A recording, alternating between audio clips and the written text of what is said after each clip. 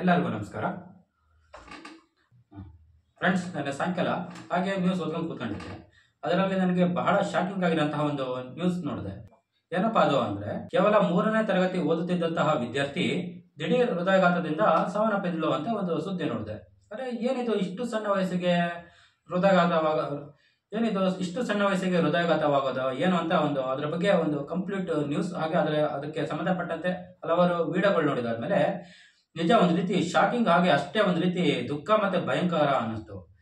ಯಾಕಂದ್ರೆ ಆಕೆಗೆ ಯಾವುದೇ ಕಾಯಿಲೆಯ ಮುನ್ಸೂಚನೆ ಇರಲಿಲ್ಲ, ಆರಾಮಾಗಿ ಆಟ ಆಡ್ಕೊಂಡಿದ್ಲು. ಇದಕ್ಕಿದ್ದಂಗೆ ಈ ರೀತಿ ಕುಸಿದ್ ಬಿದ್ದು ದಿಢೀರ್ ಅಂತ ಹೃದಯಾಘಾತವಾಗಿ ಸಾಯೋದಂದ್ರೆ ಏನು ಅದು ಸಾಯೋ ಏಜ ಏನದು? ನಿಜಕ್ಕೂ ಒಂದ್ ರೀತಿ ಬಹಳ ದುಃಖ ಹಾಗೆ ಅಷ್ಟೇ ಬೇಜಾರು ಕೂಡ ಆಗೋಯ್ತು. ಅಲ್ರಿ, ಏನದು ಇಷ್ಟು ಸಣ್ಣ ವಯಸ್ಸಿಗೆ ಅದು ಸಾಯೋ ಏಜ ಏನು ಅಂತ ಆಕೆಯ ಸಂಬಂಧಿಕರು ಮತ್ತೆ ಅಲ್ಲಿದ್ದಂತಹ ಸ್ಥಳೀಯರು ಹೇಳೋ ಪ್ರಕಾರ ಆಕೆಗೆ ಯಾವುದೇ ರೀತಿಯ ತೊಂದರೆ ಇರಲಿಲ್ಲ, ಏನೂ ಇಲ್ಲ, ಎಂದಿನಂತೆ ಲವಲವಿಕೆಯಿಂದ ಇದ್ದು ದಿಢೀರಾಗಿ ಈ ತರ ಆಗೋದಂದ್ರೆ ಏನು ಒಂದ್ ರೀತಿ ಇದು ಕಳವಳಕಾರಿ ಸುದ್ದಿ ಅಂತಾನೆ ಹೇಳ್ಬೋದು. ನೋಡಿ, ಸಾಮಾನ್ಯವಾಗಿ ಯಾರಿಗಾದ್ರೂ ಒಬ್ಬ ವ್ಯಕ್ತಿಗೆ ಏನಾದ್ರೂ ಒಂದು ಆಕ್ಸಿಡೆಂಟ್ ಅಥವಾ ಏನಾದ್ರೂ ಒಂದು ಕಾಯಿಲೆಯಿಂದ ಬಳಲ್ತಿದ್ದಾರೆ ಅಥವಾ ಏನೋ ಒಂದು ಚಿಕಿತ್ಸೆ ತಗೊಳ್ತಿದ್ದಾರೆ ಅಂದ್ರೆ, ಸಪೋಸ್ ಅವ್ರ ದೇಹ ಆ ಚಿಕಿತ್ಸೆಗೆ ಸ್ಪಂದಿಸ್ಲಿಲ್ಲ ಅಂದ್ರೆ ಈ ರೀತಿ ಹೃದಯಾಘಾತವಾಗಿ ತೀರ್ಕೊಳ್ಳೋದನ್ನ ನಾವು ಸಾಮಾನ್ಯವಾಗಿ ಎಲ್ಲ ಕಡೆ ನೋಡಿರ್ತೀವಿ. ಅದು ಸಾಮಾನ್ಯ ಅಂತ ಹೇಳ್ಬೋದು.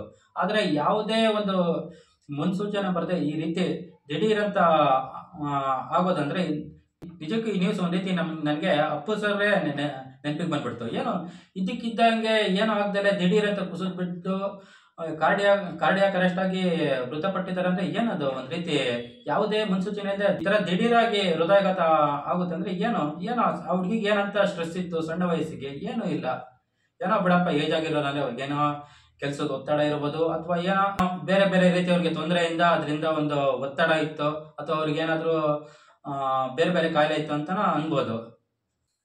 ನೋಡಿ, ಸಾಮಾನ್ಯವಾಗಿ ಈ ಹೃದಯಾಘಾತ ಅನ್ನೋದು ಅಧಿಕ ರಕ್ತದೊತ್ತಡ ಇದ್ರೆ ಅಥವಾ ನಮ್ಮ ತೂಕ ಅನ್ನೋದು ಜಾಸ್ತಿ ಇದ್ರೆ ಅಥವಾ ಏನಾದರೂ ಈ ದುಶ್ಚಟಗಳು ಅನ್ನೋದಿದ್ರೆ, ಹಾಗೆ ಈ ಸ್ಟ್ರೆಸ್ ಮತ್ತು ಸ್ಟ್ರೈನ್ ಅಲ್ಲಿ ಯಾವಾಗಲೂ ಈ ಕೆಲಸ ಅನ್ನೋದು ಮಾಡ್ತಾ ಇದ್ರೆ ಅಥವಾ ನಮ್ಮಲ್ಲಿ ಏನಾದರೂ ಒಂದು ಹೆಲ್ತ್ ಇಶ್ಯೂ ಅನ್ನೋದಿದ್ರೆ ಅಂತ ಟೈಮಲ್ಲಿ ಸಾಮಾನ್ಯವಾಗಿ ಇದು ಬರುತ್ತೆ ಅಂತ ಅನ್ಬೋದು. ಏನು ಇಲ್ಲದೆ ಇಂಥ ಸಣ್ಣ ವಯಸ್ಸಲ್ಲಿ ಬರ್ತದೆ ಅಲ್ಲ, ನಾನು ಅವಾಗ ಹೇಳಿದ್ನಲ್ಲ, ಆಗ್ಲೆಲ್ಲ ಇದೇ ಹೇಳ್ತಿದ್ದೀನಿ ಅಂತಲ್ಲ, ಏನು ಇಷ್ಟು ಸಣ್ಣ ವಯಸ್ಸಿಗೆ ಬಂತಲ್ಲ ಅಂತ ಒಂದು. ನೋಡಿ, ನಾವು ಸಾಮಾನ್ಯವಾಗಿ ಸಣ್ಣವರಿದ್ದಾಗ ಒಂದು 60, 70, 80 ಈ ವಯಸ್ಸಿನಲ್ಲಿ ಒಂದು ಏಜ್ ಆಗಿಬಿಟ್ಟು ತೀರೋಗ್ತೇವೆ ಅನ್ನೋದು ಒಂದು ಕಲ್ಪನೆ ಆಗಿತ್ತು. ಅದೇ ರೀತಿ ನಾವೊಂದು ಹೈಸ್ಕೂಲ್ ಅಥವಾ ಒಂದು PUC ಲೆವೆಲಿಗೆ ಬಂದಾಗ ಏನೋ ನಮ್ಮ ವಿಷ್ಣು ಸರ್ ಇರ್ಬೋದು ಅಥವಾ ನಮ್ಮ ಕನ್ನಡ ಚಿತ್ರರಂಗದ ಹಲವಾರು ಕಲಾವಿದರು ಇರ್ಬೋದು ಅಥವಾ ನಮ್ಮ ನಡುವೆ ಇರ್ತಕ್ಕಂಥ ಎಷ್ಟೋ ನಮ್ಮ ಜನಗಳು ಇರ್ಬೋದು, ಸುಮಾರು ಒಂದು 40ರಿಂದ 60 ಈ ಏಜಿಗೆ ಹೃದಯಾಘಾತವಾಗಿ ತೀರ್ಕೊಂಡಿರೋದು ನೋಡಿದ್ದೀವಿ. ಆದರೆ ಇತ್ತೀಚಿನ ವರದಿ ಪ್ರಕಾರ ಏನಂದ್ರೆ, ಕೇವಲ ಒಂದು 40ರಿಂದ 25 ಅಂದ್ರೆ 25, 30, 35 ಈ ಏಜಿಗೆನೆ ಹೃದಯಾಘಾತವಾಗಿ ತೀರ್ಕೊಳ್ತಿದ್ದಾರೆ. ನಿಜಕ್ಕೂ ಇದೊಂದು ರೀತಿ ಬಹಳ ಶಾಕಿಂಗ್ ನ್ಯೂಸ್ ಅಂತಾನೆ ಹೇಳ್ಬೋದು. ಇನ್ನು ಇದ್ರ ಬಗ್ಗೆ ಸ್ವಲ್ಪ ಹೇಳೋದಿದೆ. ಇನ್ನು ಫಸ್ಟಿಗೆ ಈ ಘಟನೆ ಬಗ್ಗೆ ಹೇಳ್ಬಿಡ್ತೀನಿ. ಏನಂದ್ರೆ, ಚಾಮರಾಜನಗರದಲ್ಲಿ 9ನೇ ವರ್ಷದ 3ನೇ ತರಗತಿಯಲ್ಲಿ ಓದುತ್ತಿದ್ದಂತಹ ತೇಜಸ್ವಿನಿ ಅಂತ ಒಂದು ಹೆಣ್ಮಗು ಅಂದ್ರೆ ವಿದ್ಯಾರ್ಥಿ, ಆ ಶಾಲೆ ಹೆಸರೇನು ಸೆಂಟ್ ಫ್ರಾನ್ಸಿಸ್, ಆ ಶಾಲೆಯಲ್ಲಿ ಓದ್ತಾ ಇರ್ತಾಳೆ. ಏನು ಎಂದಿನಂತೆ ನೆನ್ನೆ ಲವಲವಿಕೆಯಿಂದ ಶಾಲೆಗೆ ಹೋಗಿರ್ತಾಳೆ. ಏನೋ ಆಕೆ ತನ್ನ ನೋಟ್ಸ್ನ ಟೀಚರ್ಗೆ ತೋರಿಸ್ಬೇಕು ಅಂತ ಹೋಗುವಂತಹ ಸಂದರ್ಭದಲ್ಲಿ ದಿಢೀರ್ ಅಂತ ಕುಸಿದ್ ಬಿಟ್ಬಿಡ್ತಾಳೆ. ಏನಿದು ಈ ತರ ಆಯ್ತು ಅಂತ ಅಲ್ಲಿದ್ದಂತಹ ಶಿಕ್ಷಕರು ಇರ್ಬೋದು ಅಥವಾ ಆ ಶಾಲೆಯ ಸಿಬ್ಬಂದಿ ಆಕೆಗೆ ಮೊದಲಿಗೆ ಆರೈಕೆ ಮಾಡಿ ಹಾಗೆ ಆಕೆಯ ಪೋಷಕರಿಗೆ ಒಂದು ಕಾಲ್ ಮಾಡಿ ತಿಳಿಸುವ ಮುಖಾಂತರ ಇಮಿಡಿಯೇಟ್ ಆಗಿ ಅಲ್ಲೇ ನಗರದಲ್ಲಿ ಇರ್ತಕ್ಕಂಥ ಹತ್ತಿರವಾದಂತಹ ಪ್ರತಿಷ್ಠಿತವಾದಂತಹ JSS ಹಾಸ್ಪಿಟ್ಲ್ಗೆ ಇಮಿಡಿಯೇಟ್ ಆಗಿ ಕರ್ಕೊಂಡು ಹೋಗ್ಬಿಡ್ತಾರೆ. ಆದ್ರೆ ಆಕೆಯನ್ನು ಪರೀಕ್ಷಿಸಿದಂತಹ ಅಲ್ಲಿನ ವೈದ್ಯರು ಆಕೆಗೆ ಕಾರ್ಡಿಯಾಕ್ ಅರೆಸ್ಟ್ ಆಗಿ ಆಲ್ರೆಡಿ ಮೃತಪಟ್ಟಿದ್ದಾಳೆ ಅಂತ ಆಕೆಯ ಸಾವಿನ ಡಿಕ್ಲೇರ್ ಮಾಡ್ಬಿಡ್ತಾರೆ. ನಿಜವಾಗ್ಲೂ ಆ ಸಾವಿನ ಸುದ್ದಿ ಕೇಳಿದಂತಹ ಅಲ್ಲಿಂದ ಶಿಕ್ಷಕರು ಇರ್ಬೋದು ಅಥವಾ ಅದಕ್ಕಿಂತ ಹೆಚ್ಚಿನದಾಗಿ ಆಕೆಯ ಪೋಷಕರಿಗೆ ಎಷ್ಟು ನೋವಾಗಿರ್ಬೋದು. ನಿಜ, ಅದು ನಿನ್ನೆ ಅವರ ಆ ಕುಟುಂಬದವರ ಆಕ್ರಂದನ ನೋಡ್ಬಿಟ್ರೆ ನಿಜ ಒಂದ್ ರೀತಿ ಬಹಳ ಬೇಜಾರಾಗುತ್ತೆ, ಒಂಥರ ದುಃಖಕರ. ಎಷ್ಟು ಸಾಯ ಏಜ್ ಅಲ್ಲ, ಅಷ್ಟು ಸಣ್ಣ ವಯಸ್ಸಿಗೆ ದಿಢೀರ್ ಕಾರ್ಡಿಯಾಕ್ ಅರೆಸ್ಟ್ ಅಂದ್ರೆ ಏನು? ಇನ್ನು ಅದ್ರ ಬಗ್ಗೆ ಆಕೆಯ ಪೋಷಕರು ಆ ಹುಡುಗಿ ಬಗ್ಗೆ ಎಷ್ಟು ಕನ್ಸ್ಕೊಂಡಿರ್ತಾರೆ. ಆಕೆಗೆ ಒಂದೊಳ್ಳೆ ಎಜುಕೇಶನ್ ಕೊಡ್ಸೋಣ ಅಂತ ಇರ್ಬೋದು ಅಥವಾ ಆಕೆಗೆ ಒಂದೊಳ್ಳೆ ದೊಡ್ಡ ಆಫೀಸರ್ ಮಾಡಬೇಕು, ಇನ್ನು ಏನೇನೋ ಆಕೆ ಬಗ್ಗೆ ಅವರು ಒಂದು ಯೋಜನೆ ಅಥವಾ ಕನಸು ಅಥವಾ ಆಸೆ ಅನ್ನೋದು ಇಟ್ಕೊಂಡಿರ್ತಾರೆ. ದಿಢೀರ್ ಈ ತರ ಆಗ್ಬಾರ್ದು ಒಂದು ಘಟನೆ ಆಗ್ಬಿಟ್ರೆ ನಿಜ ಅದು ಏನಂತಾರೆ, ಅದು ಕೈಕಾಲ ಅನ್ನೋದೇ ಆಡಲ್ಲ, ಏನ್ ಮಾಡ್ಬೇಕನ್ನೋದೇ ಗೊತ್ತಾಗಲ್ಲ.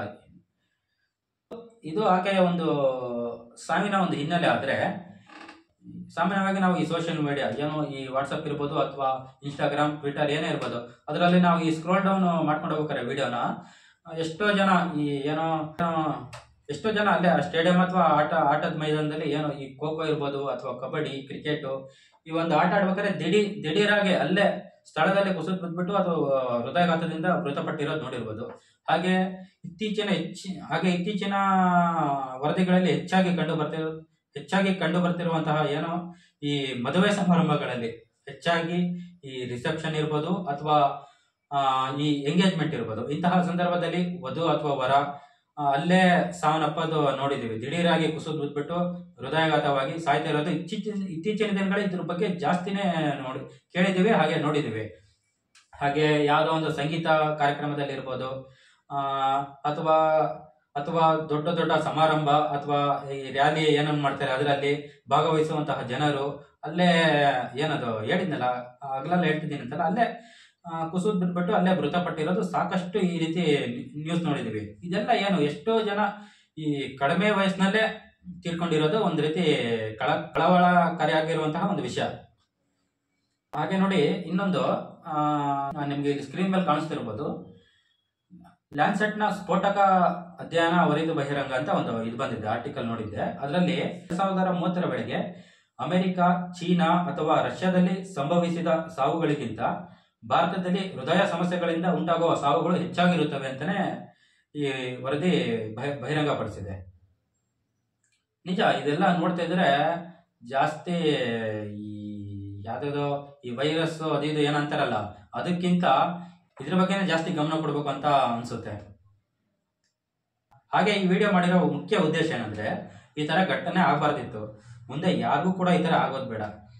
ಹಾಗೆ ನನ್ನದೊಂದು ವಿನಂತಿ ಏನಂದ್ರೆ ಈ ವಿಡಿಯೋನ ನೀವು ಎಷ್ಟು ಜನ ನೋಡ್ತಿರೋ ಗೊತ್ತಿಲ್ಲ, ಆದ್ರೂ ಕೂಡ ನೋಡೋರ್ಗೆ ನನ್ನದು ವಿನಂತಿ ಏನಂದ್ರೆ ಈ ಸಾಮಾನ್ಯವಾಗಿ ನಮ್ಮ ಪೋಷಕರಿಗೆ ಅಥವಾ ಎಲ್ಲ ಪೋಷಕರಿಗೆ ಸೇರಿ ನಾನು ಹೇಳ್ತಿರೋದು ಏನಂದ್ರೆ ಅವರ ಮಕ್ಕಳು ಏನಾದ್ರೂ ಸಣ್ಣದಾಗಿ ಏನಾದ್ರೂ ಒಂದು ತೊಂದರೆ ಆಗ್ತಿದೆ ಅಥವಾ ಏನಾದ್ರೂ ಒಂಥರ ನೋವಾಗ್ತಿದೆ, ಏನಾದ್ರೂ ಅವ್ರಿಗೆ ಸಮಸ್ಯೆ ಹೇಳಿದಾರೆ ಅಂದ್ರೆ ಇಮಿಡಿಯೇಟ್ ಆಗಿ ಒಂದ್ಸತಿ ಆಸ್ಪತ್ರೆಗೆ ಕರ್ಕೊಂಡು ಹೋಗ್ಬಿಟ್ಟು ಒಂದ್ಸಲಿ ಚೆಕ್ ಮಾಡಿಸ್ರಿ.